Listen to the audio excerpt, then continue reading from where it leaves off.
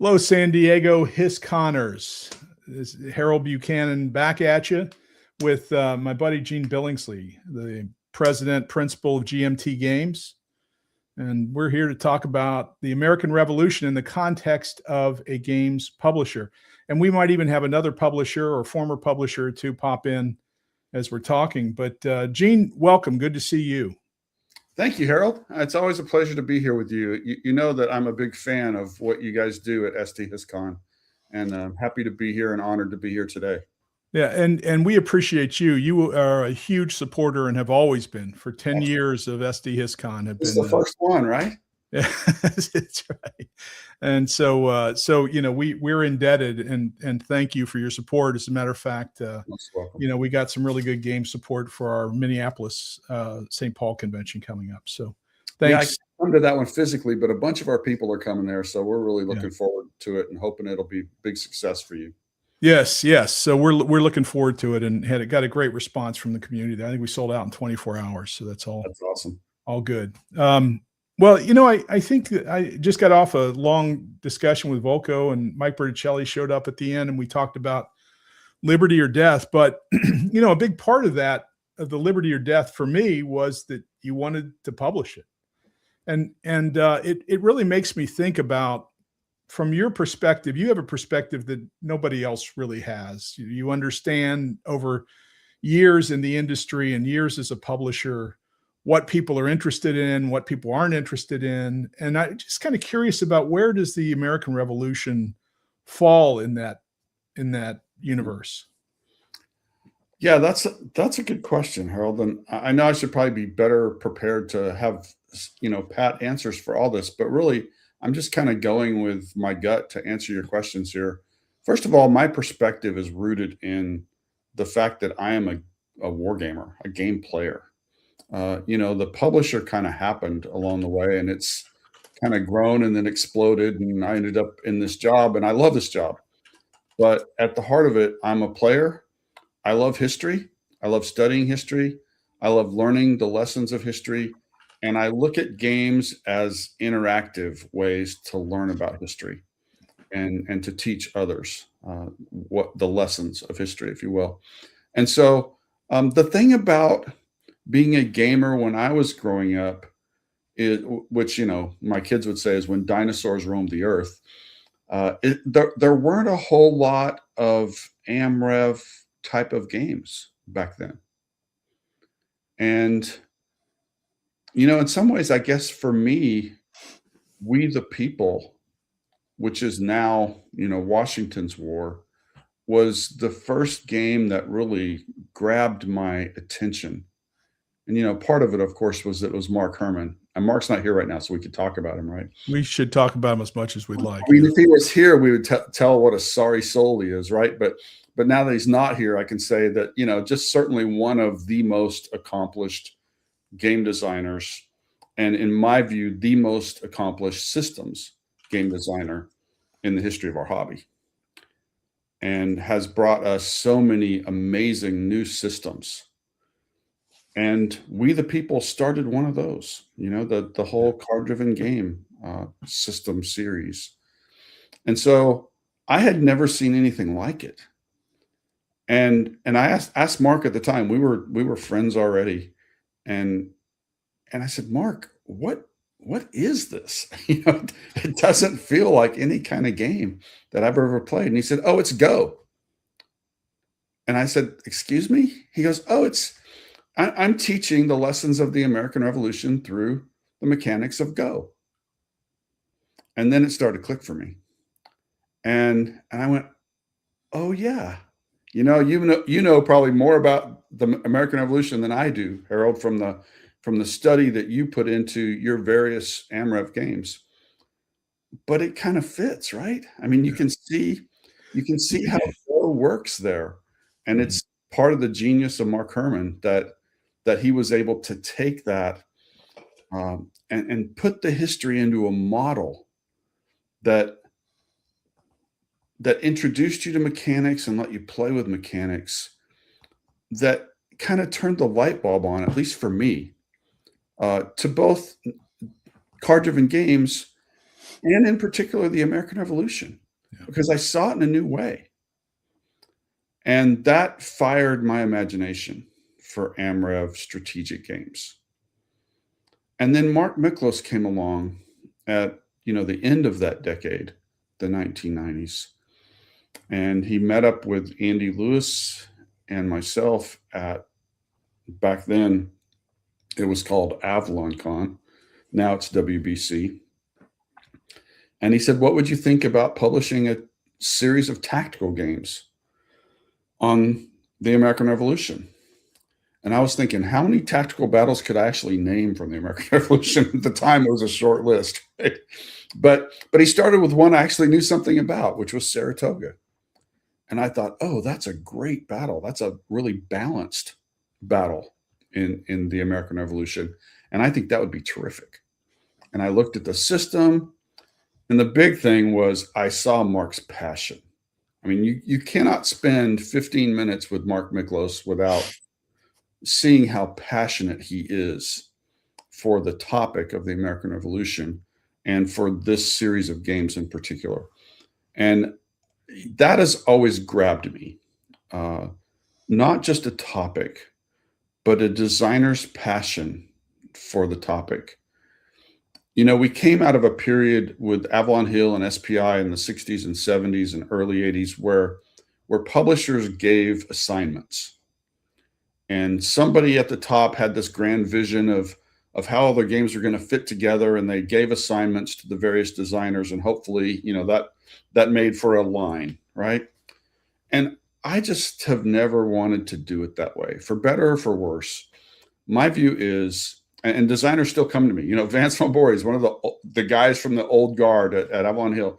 Still, he'll finish a game and he'll say, hey, Gene, what do you want me to do next? I'm like, Vance, how many times do I have to say this?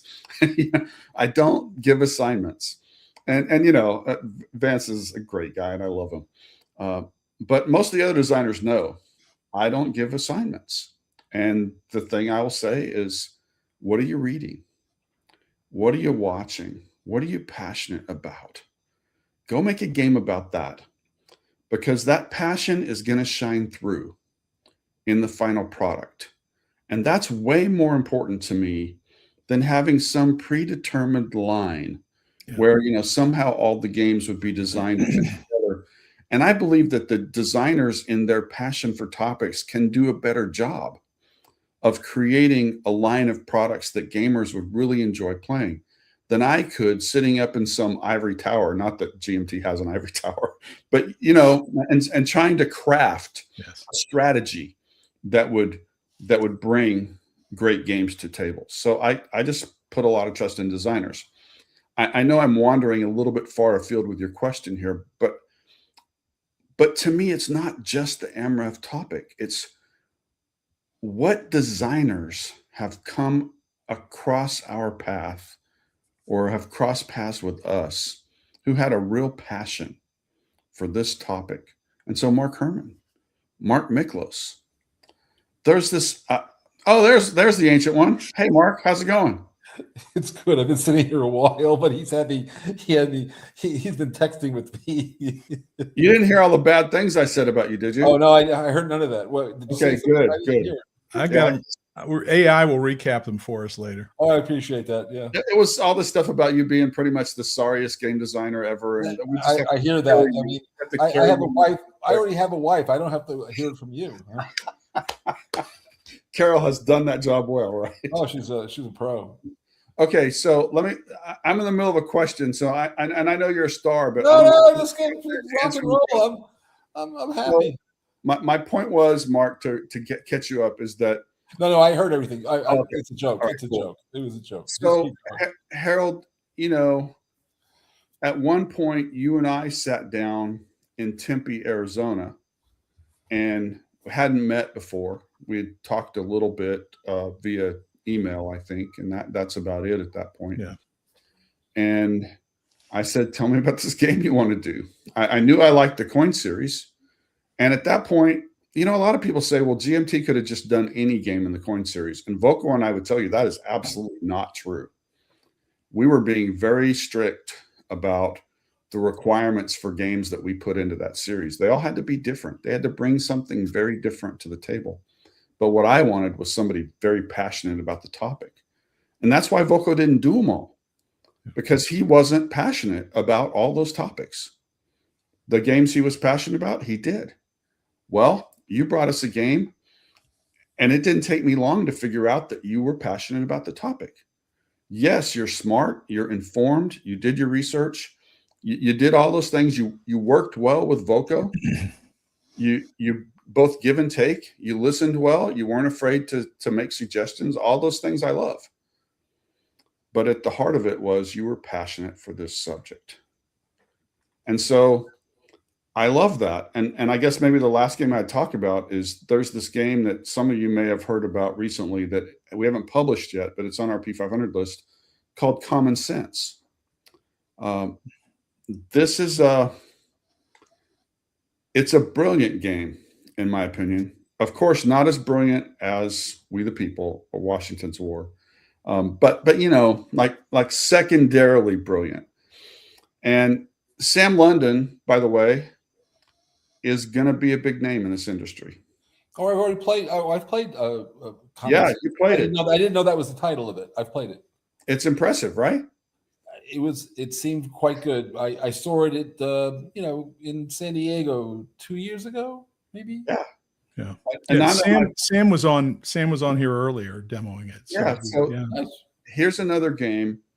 The mechanics are impressive. They grab me. They're very different. Nobody's ever played a game like this, much less an AmRev game like this. But what really got me was Sam's passion for the topic. Ananda and I played head to head at. I saw that you had a video of it. Yeah, they videoed it at the April weekend at the warehouse. And along the way, as you would imagine, as we're playing, we had a lot of asides to Sam, questions or thoughts. And in every case, he really showed the depth of his passion for the game and his answers to us. And Ananda and I would just kind of look at each other and smile. And, the unspoken words were, yeah, this guy's a keeper. He's got it, whatever it is. So I'm really looking forward to not only Common Sense, but all the games that Sam's working on. He lets his passion shine through in his games. Yeah. Well, Harold, that's my very long answer. I'm sorry to your short question. To me, it's the passion of the designers. I do happen to think that we've got some really nice AmRev games, but they come from designers who love that period. I love it. Mark, we were, the premise that I opened with Gene was, publisher has a unique perspective that players and designers don't have, and that you're really interested in what can sell and what will sell. And, you've certainly been in that seat and been around people in that seat. But I was just thinking, Victory Games, we don't have an American Revolution game from Victory, do we? And No. Was that a conscious choice? Nobody. So, I used the same. I didn't use the exact same method. But basically, we went into Victory with the proposals we left SPI with, right? So I did Gulf Strike and Pacific War and all that stuff. And, Eric Lee Smith did American Civil War, and John Butterfield did his Hell's Highway. So, we wandered in with that. And then after we had sort of planted the flag and we're moving along, what did it say? Not as brilliant as We the People, but Liberty or Death wasn't listed in that. I don't know. Yes. Yeah. Hey, how about a little courtesy to the host, Gene? Come on. Oh yeah. You were dissed, but wait. Do I get that T-shirt? You made those T-shirts for this con. Do I get one? I told. So I was on the line with Mark Miklos, and I said, Mark, Gene Billingsley just sent me this. This is the T-shirt for the Camden event. Well, I'm coming to Camden, so he'll have to give me one there. So you'll get yours there, Mark. Anyway, all that aside. So, Gene, I know you guys are so young, and it's cute to watch young men, wander around. You don't have to got a clue what you're talking about. But let me explain. True. You said before there was 1776, there was this. I meant good ones, Mark. Oh no, this is a great game. I'm sorry. This is a Dunnigan design. It's an area control game, and there's nothing in any Amrev game you've ever played that isn't already in this game from 1972. So I just want to be clear. When I was in high school, that's what I was playing, and I loved it. Now going back to what the question or the thought that I just heard. Can I tell a quick story about that game, Mark? Just a funny Oh, story. hey, listen, you're the host. So Well, your show. yeah, apparently not, because they didn't mention Liberty or Death. But the the thing that I thought was brilliant is that in Liberty or Death we put in fundamentally the same mechanic, right? Where the French can intervene by naval power anywhere they choose, just not everywhere, right? One place, one places. time. Yeah, DeGrasse shows up. Yeah. So I stole that from Mark's Washington We the People, right? So I'm thinking, hey, Mark, I appreciate it. I stole it from you. And I stole it from Dunnigan. Yeah, isn't that awesome? That's what I'm trying to say. Sorry, I didn't mean to No, but it just shows you we all stand on the shoulders of what came before. So, Yeah. but with it, to Dunnigan's credit, so remember, 1776 came out in 74. So this is 2 years before the famous 1776, which is Where's the Love? God, you guys are so funny. So Amra and if you go back even further, when I was a kid, there is a game called Skirmish. I don't know if you guys remember Skirmish. Yep. Skirmish is a Milton Bradley American Rev game that came out at the same time as Battle Cry, Dogfight, and Broadside. So it was one of the four. So, you know, I grew up with those four games. And so, you know, again, but going back to what you said, why didn't Victory Games do one? Well, when Nick Karp came through the door, he was passionate about Vietnam. And then when Joel Bukowski showed up, he wanted to do Korea. And, you know, and so on. So everybody who came through the door had the one thing that they wanted to do. And there was never like a marketing meeting. There was no market analysis. There was none of that. It was, you know, if Nick Karp had come out of, from Princeton and said, hey, I want to do American Rev game, we would have had American Rev game, but it never happened. Yeah. And at the time, I mean, you know, Pacific War was took a little bit of my time. And you know, so we had plenty on our plates, and like I said, nobody. And at the time, Civil War. Look, in the hobby, right? There's 4 topics that have been done. Just go to BGG. You got Gettysburg, the battle; Waterloo, the battle; Battle of the Bulge, the battle; and then any invasion of Russia by the Germans. Those 4 topics have been done, endlessly. So what I have done is I've done a Gettysburg game. By the way, and you would be very happy to know, Gene, I've been playing in between these various sessions. Lee is invading the North in 1863 again. My first war game in 74. There you go, Roger. So Gettysburg, I did a Waterloo game. I'm unlikely to do a Battle of the Bulge game because it's just so. I mean, what else is there to do? I mean, it's just been done 100,000 times. Well, and I don't really like East Front games that much. But World War II has always been in vogue as a topic, and obviously Ananda and Jason, really hit it on the Cold War, and then it's just like, what are the famous battles or campaigns, and as the market has, when I was young, the market was 90% American and 10% all else. And the other 10% was like 8% British and 2% all else. Hobby Japan being the main axis on the other crowd that used to work with Avalon Hill. Now, I suspect that the Americans are at best 50%, could even be less than 50%. And so the topics have expanded, and they've changed. And, it's just the nature of the market, what grabs people's interest. Now, it's the 250th anniversary, obviously, of the country, and we're going to go to Camden. But like I said, everybody's had a different take on these things. But to me, SPI published. I've always been about political military events. I'm much more. That's just my natural focus. And so, the American Revolution, the American Civil War, even Churchill with World War II. I see that big picture of it's politics driving the story to me. And I've done operational games and tactical games and everything in between. But that's kind of where I get excited, or a really epic-y, I don't know. I've lost my mind with this American Heritage series, but it's Civil War. But if there's like very few counters on a very large map of Gettysburg, imagine how much fewer there would be if it was an American Revolution game. Because the standard army, I mean, most of those battles don't even have 10,000 guys in them. Right. More people, at Antietam, 17,000 guys got, knocked down. And that's that's bigger than any American Rev battle all by itself. So it's a much more contained situation. And, I was saying earlier when I did this Washington's where I talked about We the People, and the thing that I originally had put into We the People was when you had a card that wasn't your event, it was a dead card. And that was on purpose. And I changed it, not because I thought it was wrong, but because everybody was unhappy. And there is an entertainment aspect of what we do. So I try not to make everybody so unhappy, although I'm extraordinarily good at it. I want to be clear. I have easily, as many people as I've made happy with my designs, I've at least pissed off 4 times as many people. So I'm really proud of that, actually. Yeah, I've gotten some of those letters.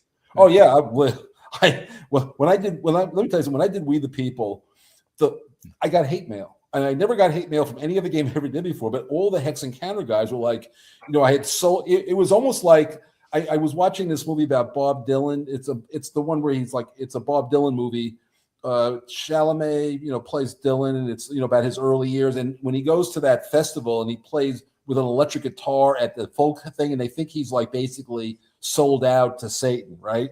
When I did We the People, obviously I'm not on the par of Bob Dylan, but it was that same kind of feeling like you have sold out the Hex Encounter guys, you bastard, why are you alive, And now it's like, oh yeah, now nobody wants to even do Hex Encounter games anymore. That's not true, is it, Gene? It is not true, but his broader point is. Yeah, I think that I don't think anybody wants to. I mean, Jason Carr is stuck with American Heritage, my series, but I think most of the guys don't want to do Hex Encounters at your shop anymore. Gene, you ought to talk to them. They don't seem to like them. They don't like them anymore. The compact I have with our Hex Encounter players, and there's about 20,000 of them that I can count right now. Okay. Yeah, it's a good market still. It's not the huge market, but it's a good market. Is that as long as they will show up and order on P500, and as long as we have designers who are passionate about doing those games, then we will never stop doing Hex Encounter games. Yeah, and I will tell you, I've done my best to reinvent Hex Encounter, so I'm hopeful that I think they're starting to get the idea. It doesn't have to be, blue and gray, force ratios, and all that. But some guys just, we like what we like. And that's why I stayed married to one woman all these years. I got that part, but sometimes we have to move on. I don't like in the hobby when we try to tell other people what they should like. Oh no, you can't. First, you can't do that. But I get to publish what I get to design what I want. Review. I want to listen to our customers and say, what is it that you want? And so, and that's a piece of it. The other side is designer passion, right? But so I hear this pretty large group still that used to be the largest group, Hex Encounter gamers, going, wait, don't leave us, because I got the hate mail after Paths of Glory and all the other CDGs, right? And every time we've done anything like Dominant Species, oh, you're leaving us. Well, no, we're not. But in order to make games that they like, we have to have designers that like those games. Now, the good thing for GMT, and I know it was true at Victory too, is that our designers are game players. And so they're embedded out there in the hobby, playing these games and continuing to grow their passion, seeing new kinds of designs, enjoying them, and it informs their own design capabilities. And so they're continually reinvigorating themselves in terms of what they like. So we have guys, we've got a dozen guys that are making Hex Encounter games for us right now, that's enough. And if we had 20, I'd say that's great.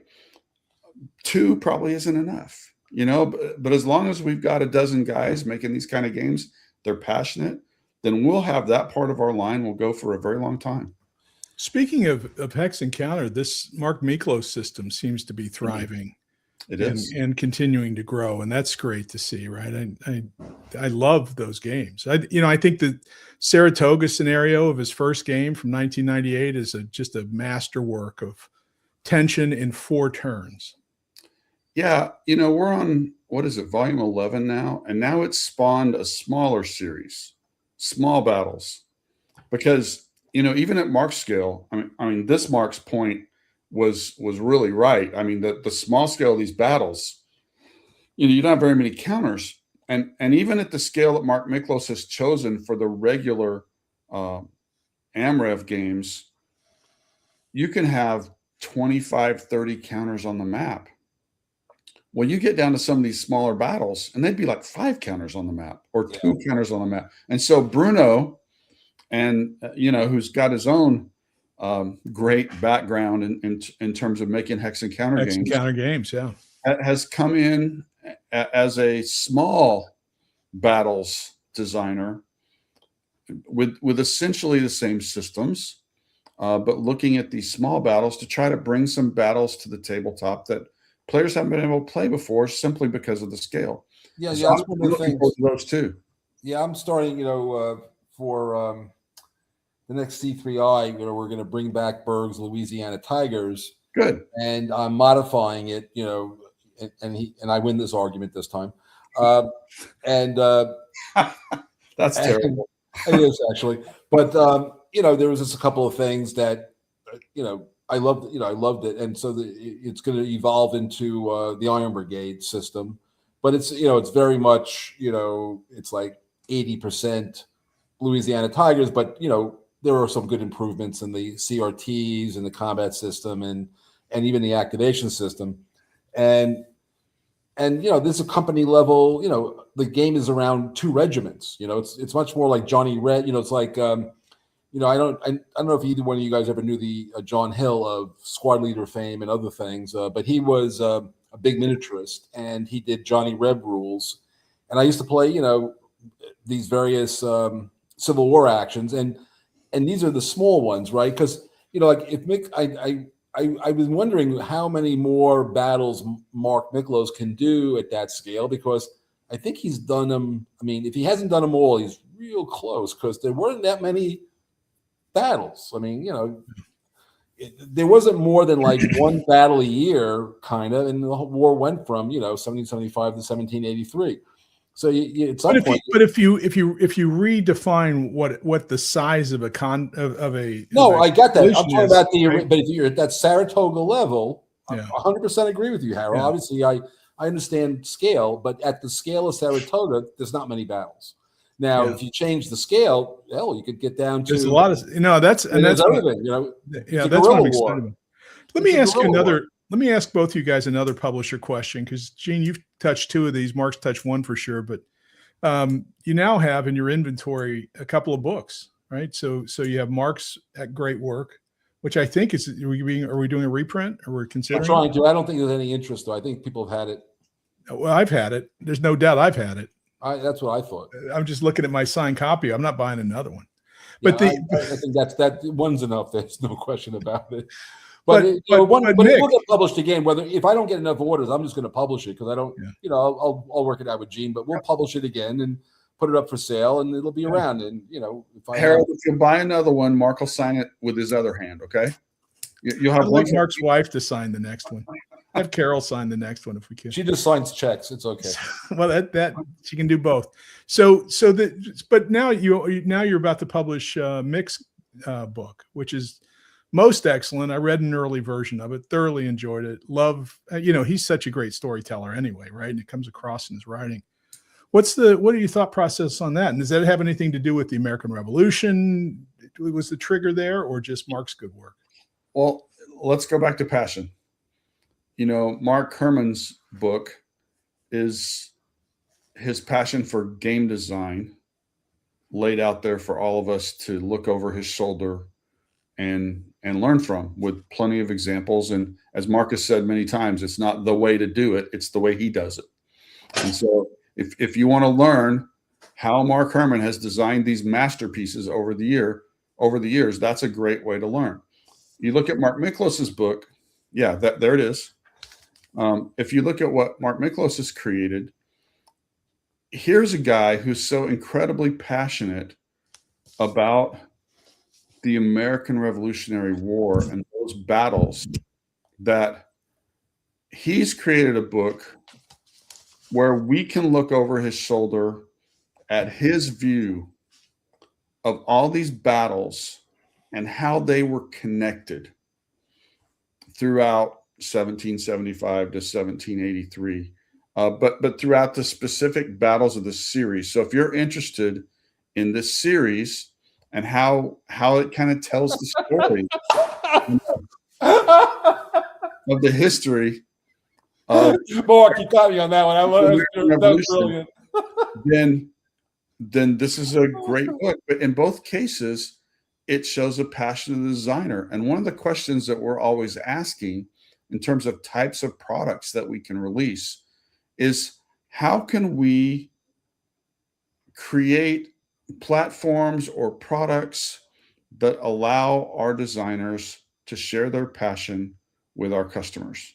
One place where really no money changes hands is in Inside GMT.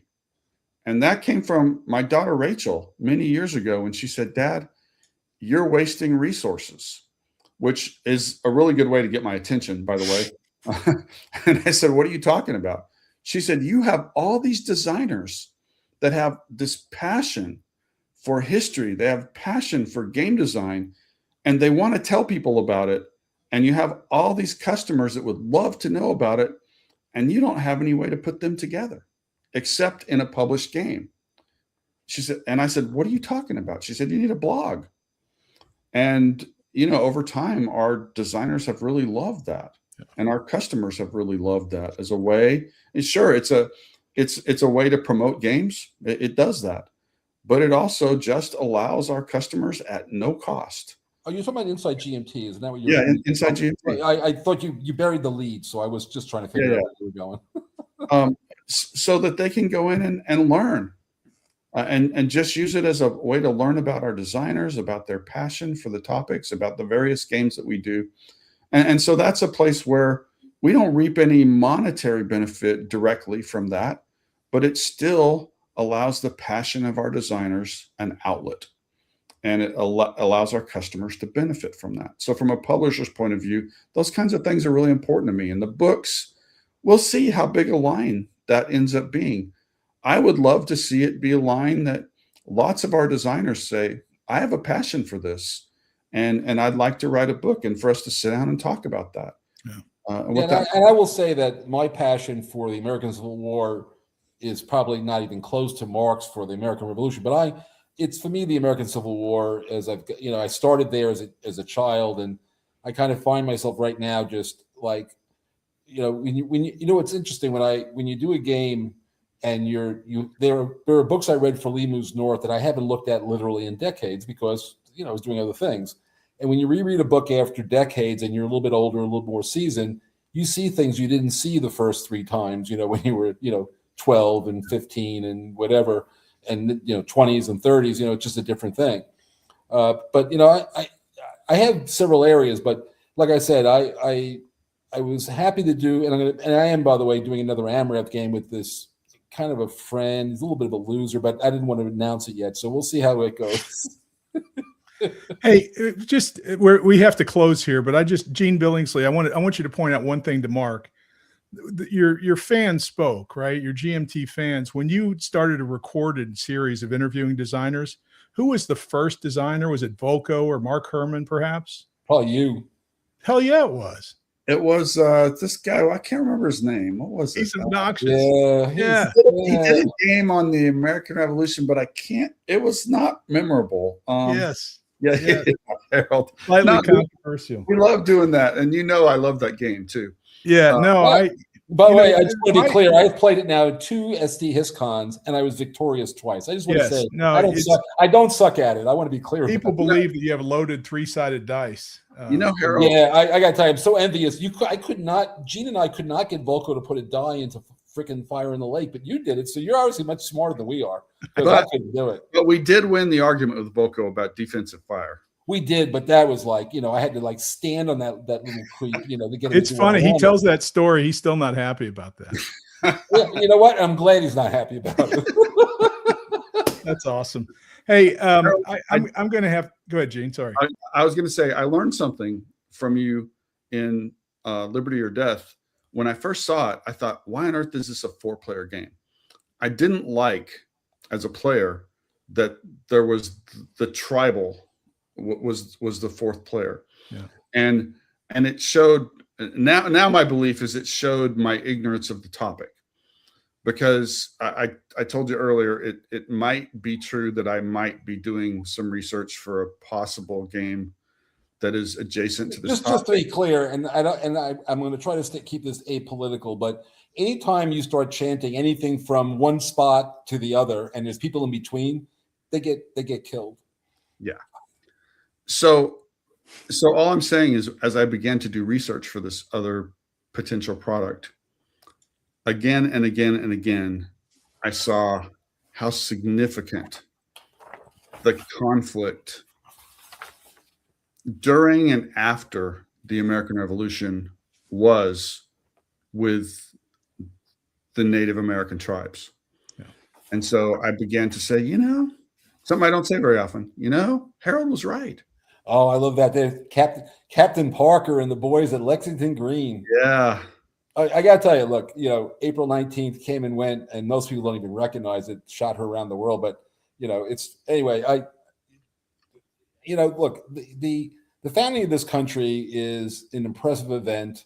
I don't know where that quality of human went, as far as intellect and all that. Of course, there was horrible things going on. Every July 4th in New York in the 42nd Street Library, they have Jefferson's original Declaration of Independence. They have the actual in his handwriting copy, and they show it right around July 4th. It'll be obviously up for and all the stuff around slavery was taken out. It's in there. You can actually read it in his hand. I've read it. I've actually sat there in the library looking in Jefferson's hand and having him read about how we need to get rid of slavery, even though he was a slave owner.